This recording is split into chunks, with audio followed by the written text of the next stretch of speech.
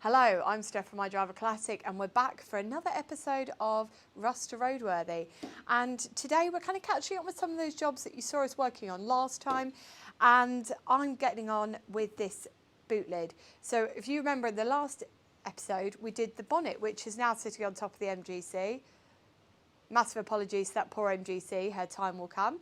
And I'm going to be cracking on with this today. So my first job today is to rub down this filler, get all this looking smooth, and then start going through the same process as we did there. We ran out of time yesterday, or last time you watched us, so it's about getting that done. And guess what? The rain has finally stopped, which means that Kev is outside doing some jobs of his own today, because we're running out of time before I've got to go back to work. So Kev, over to you. What are you doing today on the marina? Well, clearly I'd rather not be working on this today. However, it is a slightly better day today, as said previously. So today's excitement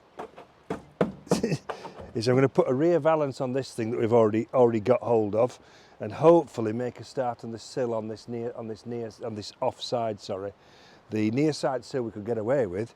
So basically, that's about it. So if we can try and make these areas solid, then we should be a little bit nearer for the future. Well, this is the new British Leyland panel, and as you can see, we've pre-ordered the rust, so we don't have to wait 50 years. Now what I'm going to do with this is I'm going to prep it before we start putting it on. This is a special primer that you're supposed to be able to weld through, and it keeps the surface with a zinc coated. So give it a good old shake. I'm going to be welding it on the seams here, there, and on this side,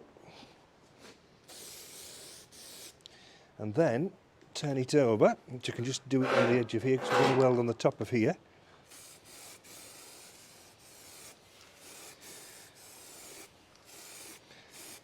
Now that, hopefully, should be, I'm going to do a bit inside actually, because we're going to be welding it inside as well. Oh, I might take that label off. I'll take that label off later on, then do underneath.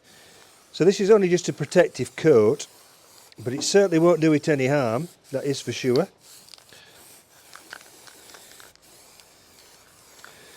And I'll take that label off. To take these labels off, they can be very, quite difficult to take off because the glue's quite good on those. So we get a rag, a little bit of thinners, always pour onto the rag, because that way, if the rag's contaminated with silicons, it doesn't ruin the thinners.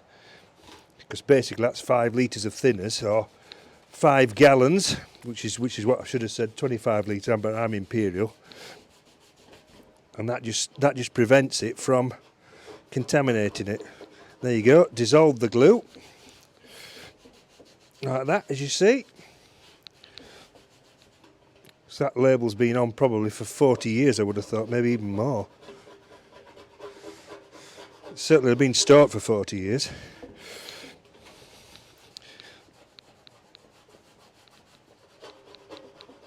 There we go, getting that off nicely. Thumbnail.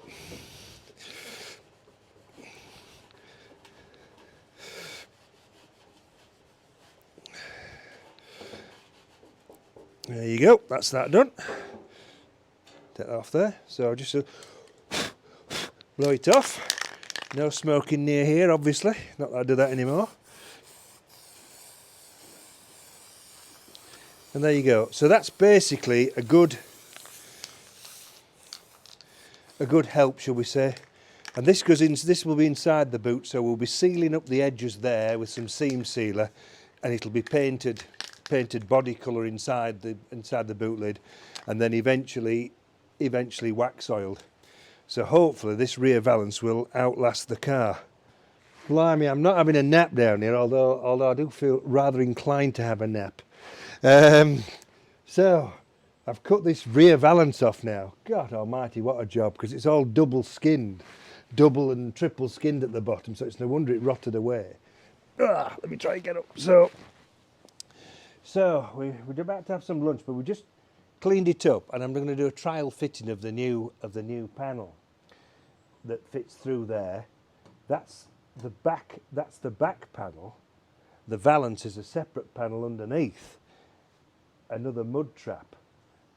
So obviously it's no wonder they rotted away. So we're going to do that, and an important thing that you need to do at this stage, and we're going to do this now, young Stephanie, is we're going to sweep up all the metal, because there's metal on there, bits of shafts of all things that can destroy tyres. And as I pay for all the tyres round here, we don't want that. So we're going to have a sweep up and have a little bit of a trial fitting, and then we're going to go and have some lunch, which I believe, what have you bought me for lunch? A vanilla crown. Oh, for God's sake, what about a sandwich? I texted you and said, what sandwich do you want? And you didn't tell me. I'm going to get some proper food and not this millennial food that you eat. I'm not just having a vanilla crown. Right, anyway. So that's where we're at for the moment. It's taken 4 hours to cut this thing off.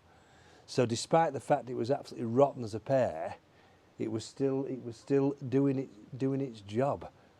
I've used the angle grinder, and I've used the air chisel to knock the thing off. So it's been a bit of an uphill challenge as this, to be honest. But anyway, it's off now. So when I come to weld it on, we'll probably do another video. But I'm going to be plug welding it from underneath. That means drilling a hole through and then filling it with weld, because I think that's the strongest way. Obviously I'll have to repair this where the valance fits underneath, but I might put the valance on first and then weld it from the back, because that makes a bit of sense, to be honest. So yeah, that's where we're at the moment. We're very big on showing you what's gone right, but also look, I'm going to talk to you about something that's gone, well, not wrong, but it's not great. So basically I was spraying this and the bonnet went really well. We didn't have any problems with that, thank goodness. But this boot lid, I've had a few problems.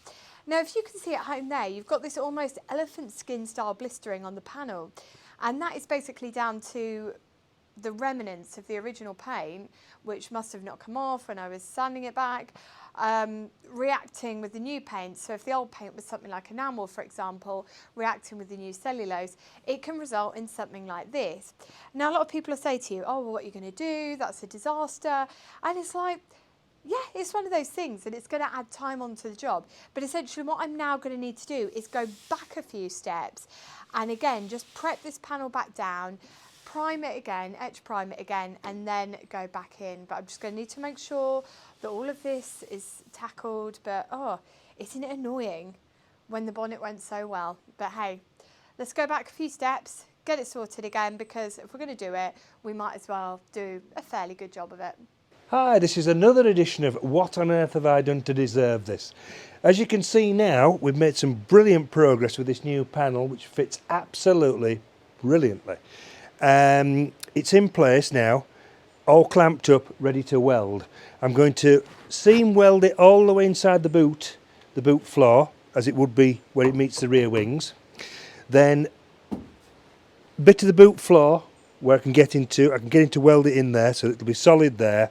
And then I'm going to weld it all the way along underneath. I'm going to have to jack the car up or put the car on ramps to do it. Now, I'm doing it a slightly different way, in the sense that I've put the panel in place, and the boot floor, I suppose you'd call it the boot floor vertical that goes down like that. There's a little tiny bit of rust on the bottom, which is about that much. So I'm going to repair that when it's up, because we know we've got the shape of the rear panel, and I can make that to suit. What you can't see is in the back of there, where the box section is, I've thrown a load of red lead paint in there, some anti-rust paint. So that's sealed it, because it's a once in a lifetime opportunity to do it, because obviously I'm knocking on a bit and I don't want to do this in another 20 years time. And then we're going to flood it with wax. So basically an hour and a half, and then this project, this back end should be sorted out, and then we move on to the sill on that side, I believe, later on.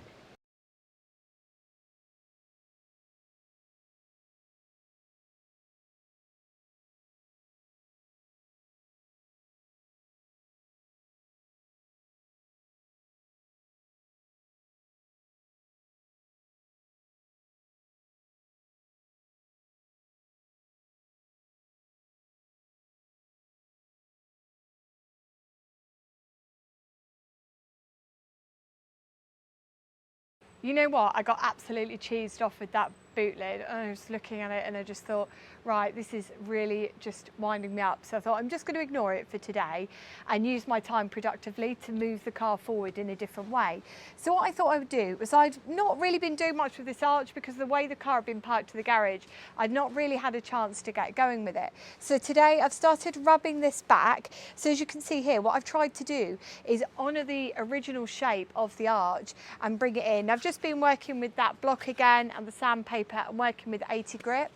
And I'm just working it back. I've been on it for about an hour, so it's kind of out here really. And then what I did was I just kind of kept checking back in with the other side to make sure I had the shape right and just brought it round. Now there's a couple of really small, tiny little pinholes in this, and I'd like it to look as smashing as that front wing does. So what I'm going to do is get Kev to help me fill it in with that very fine filler over the top, just to kind of get those last little nooks and crannies and to get the shape right.